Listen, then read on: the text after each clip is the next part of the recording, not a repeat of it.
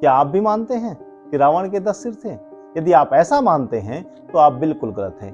रावण का भी एक ही सिर था। रामायण में कई जगह रावण का नाम दशानन कहा है, इसलिए इस तरह की कपोलकल्पित मिथ्या और झूठ बातें चलाई गई हैं कि रावण के 10 सिर थे। यदि ऐसा होता तो प्रभु श्री राम के पिता का नाम दशरथ था, तो क्या ऐसा मान लिया जाए कि उनके पास केवल 10 ही रथ थे? जी नहीं, उनके पास असंख्य रथ थे। वह अयोध्या के राजा थे। उनके रथों की अबाध गति 10 दिशाओं में दौड़ा करती थी। 10 दिशाओं में राजा दशरथ के रथ दौड़ते थे।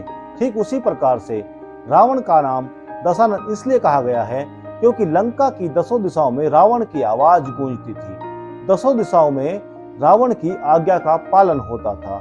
लंका के 10 दिशाओं में उनके शत्रु थर थर कांपा करते थे। वह महाबलशाली थे और विद्वान भी थे। लंका की 10 दिशाओं में उनकी विद्वता का भी अहंकार था।